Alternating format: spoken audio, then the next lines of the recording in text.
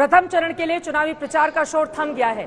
BJP ऐसे में अपने आप को इन प्रथम चरण की 58 सीटों पर कहां पा रही है? देखिए चित्रा जी, जो पहला प्रथम चरण का चुनाव है वो पश्चिमी उत्तर प्रदेश में, और पश्चिमी उत्तर प्रदेश की जनता को यह तय करना है कि क्या वो दंगाइयों, माफियाओं और गैंगस्टर को संरक्षण देने वाली सपा सरकार को चुनना है उस पर, या जो जेल में है या बेल में है उन्हें चुनना है उन्हें, या कानून का राज चलाने वाले भारतीय जनता पार्टी के मुख्यमंत्री के नेतृत्व में, योगी जी के नेतृत्व की सरकार को चुनना है। यह महत्वपूर्ण विषय है। मैं निश्चित तौर से कह सकता हूं कि उत्तर प्रदेश की जनता के सामने हम एक बार फिर से अपने वो घोषणा पत्र लेकर आए हैं, जिसके प्रति पिछले 2014 से लेके 17 से लेके 19 तक लगातार 3 चुनावों में उत्तर प्रदेश की जनता ने हमारे वादों पर विश्वास किया और हमें हर बार बढ़ चढ़कर मतदान करके, और जो है लोकसभा हो या विधानसभा हो, उसमें हमें जीत दी। समाजवादी पार्टी सिर्फ पश्चिमी उत्तर प्रदेश में नहीं, पूरे उत्तर प्रदेश में है। और आज भारतीय जनता पार्टी का भी संकल्प पत्र आया है और समाजवादी पार्टी का भी घोषणा पत्र आया है। और जो घोषणा पत्र होता है वो किसी भी पार्टी का दस्तावेज होता है। आज ये लोग किस मुंह से अपना संकल्प पत्र लेकर के आए? 2017 का संकल्प पत्र, उसमें अभी एक पन्ना इनके पास होगा कि नहीं होगा, लेकिन जनता को याद है, जनता ने उसी संकल्प पत्र पर इतना बड़ा बहुमत दिया था। एक भी पन्ना, एक पेज उसका नहीं पूरा किया है योगी सरकार, बीजेपी सरकार ने। भारतीय जनता पार्टी ने जो घोषणाएं की हैं, चूंकि 5 साल से सरकार में भाजपा है, तो वो जो वचन पत्र भी जारी हुआ है उसमें उसने जो वादे किए हैं, तो उससे सवाल पूछा जा सकता है कि भाई अभी तक आपने इनको क्यों नहीं लागू किया था? आपके पास तो सरकार थी। अगर खाली पदों पर आप कह रहे हैं भर्तियां करेंगे, तो खाली पद क्यों पड़े हुए हैं अभी तक 5 साल में? ये प्रश्न पूछा जा सकता है विपक्ष की ओर से या जनता की ओर से। बिल्कुल। और समाजवादी पार्टी ने जो घोषणाएं की हैं कि कानून व्यवस्था को लेकर के जो है संवेदनशील प्रणाली और उत्तरदायी पुलिस प्रणाली, तो उनसे भी पूछा जा सकता है कि जब पहले 5 साल आपकी सरकार थी 2012 से 2017 तक, तो आपने ये व्यवस्थाएं क्यों नहीं की? तो ये दोनों पार्टियों की सरकारों का परफॉर्मेंस जनता के सामने है। आप दोनों से ही गुजारिश मैं ये करूंगी कि जैसे पीएम ने कहा अगर कांग्रेस ना होती तो आप बताएं, अगर कांग्रेस है तो क्या है? सुप्रिया जी, आपके साथ शुरुआत करते हुए, कांग्रेस अगर है तो क्या है? ये आपके लिए एक मंच है जिसके जरिए आप पार्टी की बात बता सकती हैं और काट सकती हैं अगर आपके पास जवाब है पीएम की उस बातों का।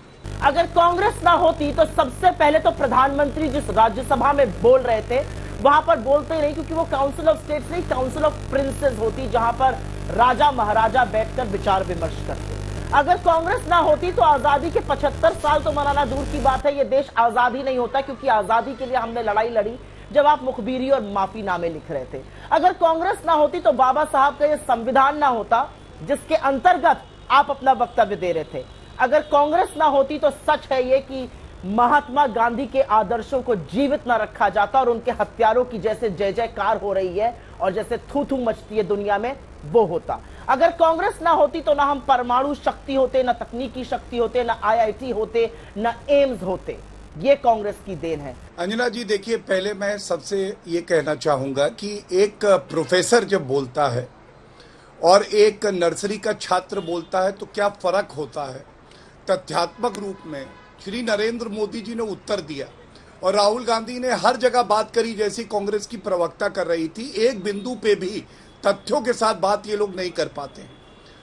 नरेंद्र मोदी जी ने आज जो अंजना जी बोला ना, उसमें एक बड़ा संदेश है। संदेश ये है कि आप विपक्ष में जब रहते हैं तो आपकी आउटगोइंग ऑन है, इनकमिंग बंद है, और जब ये सत्ता में रहते हैं तो मनमोहन सिंह जी थे, इनकमिंग ऑन थी, आउटगोइंग बंद था।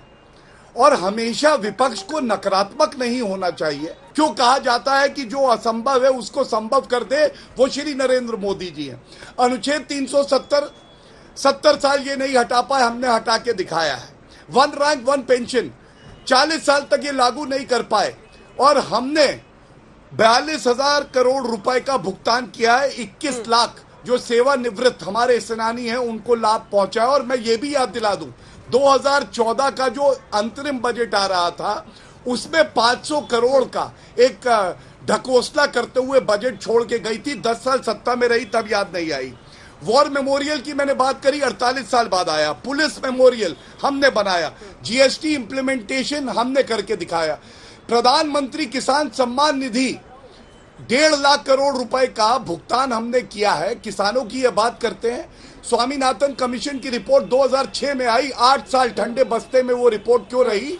इन्होंने लागू नहीं करी, नरेंद्र मोदी जी ने 1.5 गुना किया। पिछले कुछ दिनों से कर्नाटक के स्कूलों में हिजाब को लेकर विवाद चल रहा है। विवाद लंबा है। स्कूल के जो प्रशासन है उसकी तरफ से बार बार ये कहा जाता है कि आप कोई भी धार्मिक सिंबल वाले पहनावे को पहनकर नहीं आ सकते हैं स्कूलों में, लेकिन ये सियासी रूप लेता जा रहा है। छात्राएं जो हिजाब पहनकर आ रही हैं स्कूलों में, उन्हें अब केवल स्कूल प्रशासन का नहीं बल्कि बाकी छात्र छात्राओं के विरोध का भी सामना करना पड़ रहा है, जो कि भगवा गमछा पहनकर आ जा रहे हैं। हाल ही में एक तस्वीर सामने आई है जो कि उस टकराव को दर्शा रही है। कुछ लड़के हैं जो भगवा गमछा डाले हुए हैं, हिजाब में लड़कियों को देखकर वो भड़क उठते हैं। जय श्री राम का नारा जैसे ही वो लगाते हैं, वैसे ही सामने से लड़कियां अल्लाहू अकबर का नारा लगाती हैं। ताज्जुब नहीं कि ये सियासी रूप लेता जा रहा है। स्कूल कॉलेज में पढ़ने वालों को समानता का पाठ पढ़ना चाहिए, नियमों का पालन करने वाले सच्चे नागरिक बनने की ट्रेनिंग लेनी चाहिए। लेकिन कर्नाटक में हालत ये है कि कोई हिजाब पहनने का अधिकार मांग रहा है तो किसी के अंदर भगवा गमछा पहनकर समानता पाने की आग जल उठी। कल प्रिंसिपल ने बोला था कि कोई भी हिजाब पहन के क्लास में या कॉलेज में नहीं आएगा बोल के, बट आज सब हिजाब पहन के क्लास में आकर उनको छोड़ रहे हैं, बट हमको अंदर आने को नहीं छोड़ रहे। इसके लिए हम इधर से आ गए, अंदर प्रोटेस्ट कर रहे हैं। So equality चाहिए हमको। Inside the classroom without hijab. Since we are wearing this from childhood, how can we remove this? And we are wearing from childhood. Now they can't say no. We can't wear that. We cannot just give up, ma'am. We don't think we cannot give up. This is something else. This is something else. Hijab. This is not a piece of cloth. For them it is like a piece of, but this is something else. We cannot just give up. College और school में एक विवाद चल रहा है, वो विवाद है हिजाब का। शाला का एक नियम है, एक सिद्धांत है। शाला और कॉलेज को आने वाले बच्चों एक समवस्त्र पहन के आना, ड्रेस कोड है। वो ड्रेस कोड उल्लंघन करके कुछ मुस्लिम युवतियों ने बुर्का और हिजाब डाल के कॉलेज को आ रहे हैं। इससे वहाँ वातावरण बिगड़ गया है। और कॉलेज के लोगों को कहना चाहूँगा, स्कूल कॉलेज क्या है? ये शिक्षा सिखाने का एक मरकज है, ये एजुकेशन मैनर अखलाक का ये एक सेंटर है। आप यहीं से जो है सियासत और नफरत फैलाएंगे तो ऐसी कॉलेज का क्या मकसद? आप हमारे स्कूल में हिंदू मुस्लिम सिखाया जाए, ऐसा नहीं होता। किसी भी स्कूल में ऐसा नहीं होता कि हम हिंदू के बच्चे को एडमिशन नहीं लेंगे, मुस्लिम के बच्चे को एडमिशन नहीं